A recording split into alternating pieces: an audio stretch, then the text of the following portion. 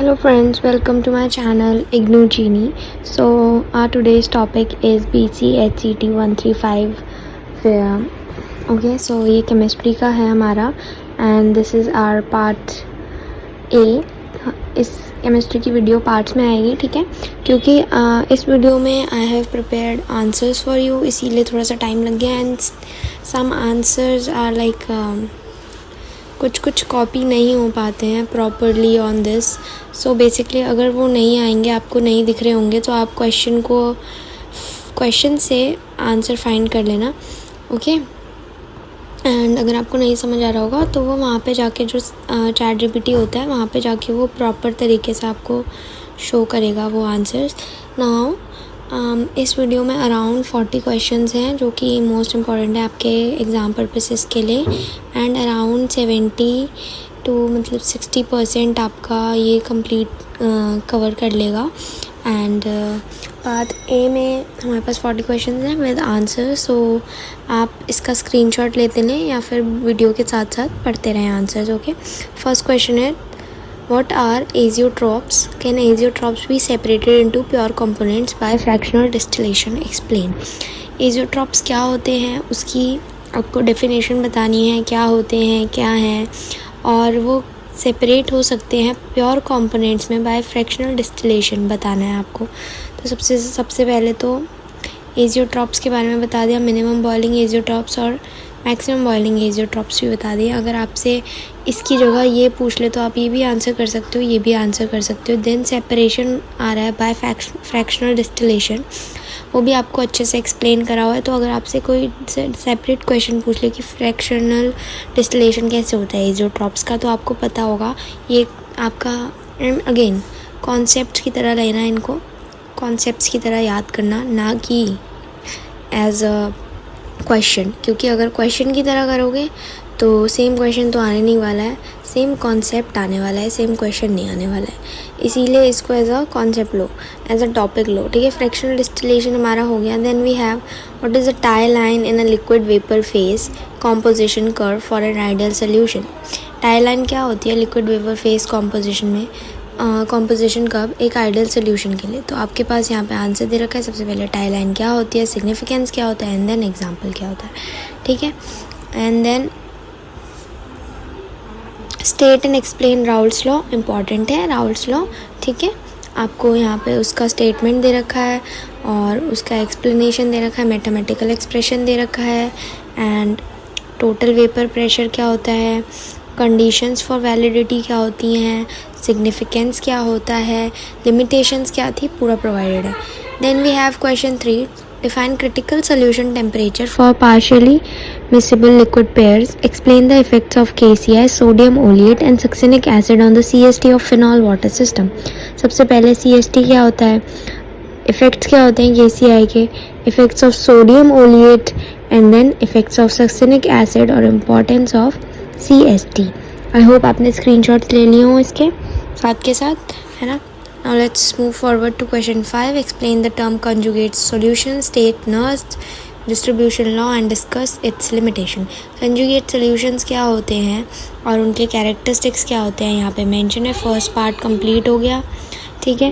Then we have Nernst equation. Nernst equation की statement यहाँ पे है, कंडीशंस यहाँ पे हैं, एंड देन एप्लीकेशन यहाँ पे है, एंड देन उसके बाद उसके लिमिटेशंस क्या होते हैं वो भी यहाँ पे हैं. आई होप आपने इसका भी ले लिया. अगर आप नहीं ले पा रहे हैं वीडियो को 0.5x पे देख लीजिए, ओके. वीडियो को स्लोअर मोड पे देख लीजिए.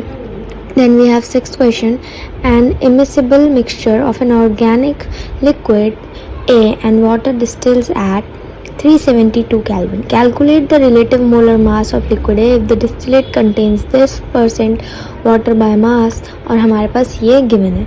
तो उसके बाद पहले तो आपको यहाँ पे इसकी थ्योरी दे रखी है, फिर यहाँ पे देखिए यही जो है, ये चीज़ जो है ये नहीं हो पा रही थी कॉपी. तो जहाँ पे आपको इसके लिए आपको थोड़ा सा यहाँ पे प्रॉब्लम होगी, प्रॉब्लमैटिक है ये, क्योंकि इसके लिए आपको सर्च करना पड़ेगा थोड़ा सा क्वेश्चन, ये वाला 6th क्वेश्चन आपको थोड़ा सर्च करना पड़ेगा. देन गिवन हमारे पास क्या क्या है, एंड देन हम उसको सॉल्व कैसे कर रहे हैं। रिलेटिव मोलर मास आपका इतना निकल जाएगा एट दी एंड, ये आपको याद देखना है। यहाँ पे इस क्वेश्चन को थोड़ा सॉल्व करना, फार्मूला हिटिंग क्वेश्चन है, फार्मूला लगाओगे क्वेश्चन सॉल्व हो जाएगा। बस आपको थोड़ी सी मेहनत करनी पड़ेगी इसको सर्च करने के लिए, इतना आप कर सकते हैं, ठीक है। एंड देन प्रिंसिपल दे रखे हैं स्टीम डिस्टिलेशन के। Then draw and explain temperature composition diagram of a binary liquid system showing negative deviation from Raoult's law, explain distillation of a such mixture. सबसे पहले तो आपको यहाँ पे उसकी थ्योरी दे रखी है, ठीक है। देन आपको कैरेक्टरिस्टिक्स दे रखे हैं डायग्राम के, अगर आप डायग्राम भी ना बना पाए आप कैरेक्टरिस्टिक्स लिख दें। डिस्टिलेशन बिहेवियर दे रखा है, इंपॉर्टेंस दे रखा है। डायग्राम नहीं दे रखा है, डायग्राम आप खुद सर्च कर लें, एक बार डायग्राम सर्च कर लें एंड आपको पता लग जाएगा। Derive Gibbs face rule for a non reactive system. Give face rule क्या होता है पहले तो वो पता होना चाहिए, क्योंकि वो बोल सकता है स्टेट गिब्स फेस रूल, ये भी तो क्वेश्चन आ सकता है ना, मैंने वही बोला ना, कॉन्सेप्ट की तरह ट्रीट करो। गिव फेस रूल भी आ सकता है। तो सबसे पहले तो आपको यहाँ पे उसकी डिफाइन दे रखी है, फिर आपको डेफिनेशन फिर दे रखी, कंपोनेंट्स दे रखे हैं, डिग्री ऑफ फ्रीडम क्या होती है वो दे रखा है, एंड देन डेराइवेशन दे रखी है। डेरिवेशन के लिए आपको इसको फॉलो करना पड़ेगा क्या क्या होता है, एंड देन इसका आप पढ़ लें एंड आप सिंप्लीफाई करेंगे तो आपका गिब्स फेस रूल यहाँ पे डिराइव हो गया। ये बॉक्स कुछ नहीं है, यही है FC, ये आपका यहाँ पे डिराइव हो गया, ठीक है। सिग्निफिकेंस भी दे रखा है गिव फेस रूल का, ठीक है। Then draw label phase diagram of water, how does the melting water of water change upon applying pressure, ठीक है। सबसे पहले फेस डायग्राम वाटर का क्या होता है, क्या शो करता है, इंपॉर्टेंट रीजन क्या होता है, इंपॉर्टेंट कर्व क्या होता है, ट्रिपल पॉइंट होता है फॉर वाटर। भी यहाँ पे थोड़ा कैलकुलेशंस में हर जगह थोड़ी सी मिस्टेक है, अगर आप समझ सकते हैं तो इट्स ऑल गुड, नहीं समझ पा रहे हैं तो थोड़ा बहुत सर्च करके देख लीजिए, ठीक है। इफेक्ट्स ऑफ प्रेशर और melting point of water decrease with increase in pressure, सब कुछ आपको यहाँ पे फिनोमिनाज वगैरह मेंशन है। Explain whether the melting point of a substance will be lowered और raised by applying pressure if the solid does not float on the liquid. तो यहाँ पे आपको इसका भी दे रखा है, यहाँ पे ये है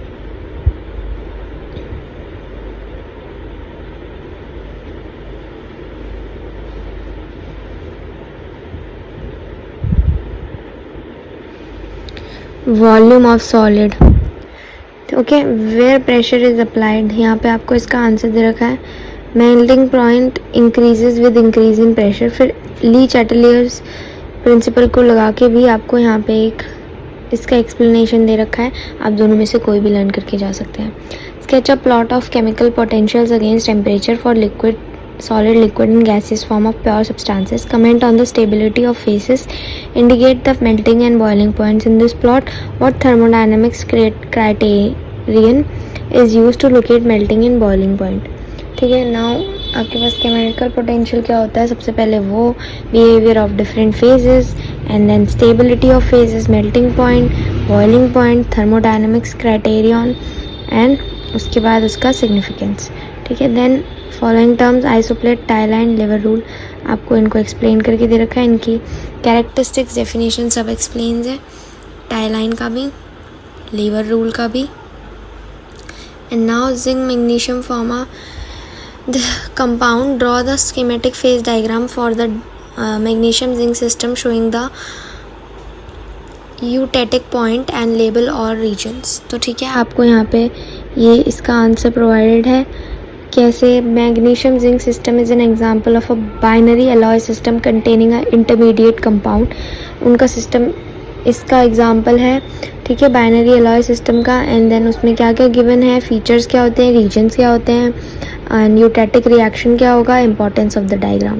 can 4 phases exist in equilibrium for one component system, justify your answer। अब इस आंसर को हमें जस्टिफाई करने के लिए गिव फेस रूल लगाना है। गिव फेस रूल हमने ऊपर कर लिया है तो इधर हो जाएगा। मैक्सिमम नंबर्स ऑफ फेजेस कितने एग्जिस्ट कर सकते हैं वो भी बता रखा है, एग्जाम्पल भी दे रखा है, ठीक है। During thermal analysis the cooling curve of a eutectic mixture at eutectic composition has no break points, explain. अब यूटेटिक मिक्सचर क्या होता है, सबसे पहले कूलिंग कर्व्स क्या होते हैं, यूटेटिक कंपोजिशन, और एज अ रिजल्ट आपको उसका आंसर दे रखा है एंड रीज़न भी दे रखा है, गिव फेस रूल को लगा के, एंड सिग्निफिकेंस दे रखा है। Calculate the number of components and phases in the following system. ये आपको एक सिस्टम प्रोवाइडेड है, इसमें आपको number of components and phases calculate करने हैं, जो आपको कैलकुलेशन दे रखी है। नंबर ऑफ फेजेस इतने हैं and then number of components इतने हैं। इसके में पूरी कैलकुलेशन ठीक है, तो आप इसको यहाँ से कर सकते हैं, सर्च करने की नीड नहीं है। देन इस वाले सिस्टम का भी हमें निकालना है। इसमें थोड़ा सा गड़बड़ है, बट थोड़ा समझेंगे तो समझ आ जाएगा। Then you have number of phases and then you have third system जिसके आपको निकालना है। सेम ऐसे ही रूल फॉलो करें, ठीक है। Then we have define conductivity, discuss any 4 factors affecting conductivity. Conductivity क्या है और उसको 4 फैक्टर्स जो अफेक्ट करते हैं वो क्या है। कंडक्टिविटी का ये स्क्रीनशॉट ले लें एंड देन 4 फैक्टर्स उसको जो अफेक्ट कर रहे हैं उसका भी स्क्रीनशॉट ले लें। Temperature, size and mobility of ions, additional factors, importance of conductivity. Explain why molar conductance increases on dilution whereas specific conductance decreases on dilution. Explain करना है molar conductance क्यों increase होता है dilution पे और specific conductance क्यों decrease होता है। तो आंसर हमें यहाँ पे देर प्रोवाइडेड है, हमें इसको पढ़ना है, समझना है। स्पेसिफिक कंडक्टेंस डिक्रीज़ क्यों होता है डाइल्यूशन पे वो भी दे रखा है, और मोलर कंडक्टेंस क्यों होता है इंक्रीज़ वो भी दे रखा है। Strong electrolytes, weak electrolytes, conclusion भी हमारे पास है। Explain why this ions possess exceptionally high ionic conductance in aqueous solution. यहाँ से आप देखिए, आप इन्हीं करते चले जाइए, ओके। स्क्रीनशॉट्स ले लीजिए। अगर हम ज़्यादा करेंगे तो हमारी वीडियो बहुत लॉन्ग हो जाएगी, इसीलिए अभी पार्ट भी डालना है। आई होप आपको समझ आ रहा हो जल्दी एंड आप इसको अपने लिए आपके लिए यूज़फुल हो। देन ओसवाल्ड्स डाइल्यूशन लॉ स्टेट करना है, उसका आंसर, उसकी स्टेटमेंट एंड देन इक्विलिब्रियम पे क्या होगा, substituting values and then conclusion, limitations, application, सब कुछ गिवन है। What is an indicator electrolyte in the moving boundary method, discuss is role in indicator electrolyte क्या होता है मूविंग बाउंड्री मेथड में। सबसे पहले मूविंग बाउंड्री मेथड की डेफिनेशन दे रखी है, इंडक्टर इलेक्ट्रोलाइट की दे रखी है, इंडिकेटर एग्जाम्पल दे रखे हैं, रोल दे रखे हैं उसके, एंड देन रिक्वायरमेंट्स दे रखी है, इंपॉर्टेंस दे रखे हैं। Define transport number, transference number, describe the moving boundary method, used for is definition. Moving boundary method ऊपर डेफिनेशन हमने कर ली थी, अब उसका डिटर्मिनेशन कैसे करते हैं वो हमें यहाँ देखना है। पहले तो ट्रांसपोर्ट नंबर हमें बताना है, then significance, then moving boundary method हमें बताना है, experimental setup, procedure, calculation, advantages, limitations, then list any 4 applications of conductivity measurement। conductivity measurement के 4 applications आपको यहाँ पे बताने हैं। conductometric titration, determination of solubility, determination of degree of dissociation, determination of ionic product of water। other applications ये होती हैं। then draw and explain the conductometric titration curve for HCl versus NaOH, CH3COOH versus NaOH and सबका oxalic acid and formic acid versus NaOH, सबका आपको conductometric titration draw करना है, curves draw करने हैं। तो यहाँ पे एक्सप्लेनेशन दे रखी है, ड्रॉ नहीं करा हुआ है। ड्राइंग आप देख सकते हैं बाहर से।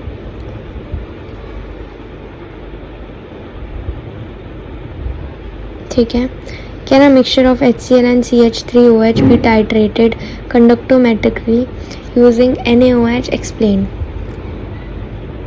यस, हो सकता है, और कैसे हो सकता है वो यहाँ पे आपको बता रखा है। फर्स्ट स्टेज क्या होता है, सेकंड स्टेज क्या होता है, then beyond second equivalence point क्या होता है, एंड कंक्लूजन में क्या निकलता है, एडवांटेजेस क्या होते हैं। यहाँ पे हमारे पास अब एक न्यूमेरिकल आ गया है, इसका प्लीज़ स्क्रीनशॉट ले लें क्योंकि इसमें कुछ होगा पक्का।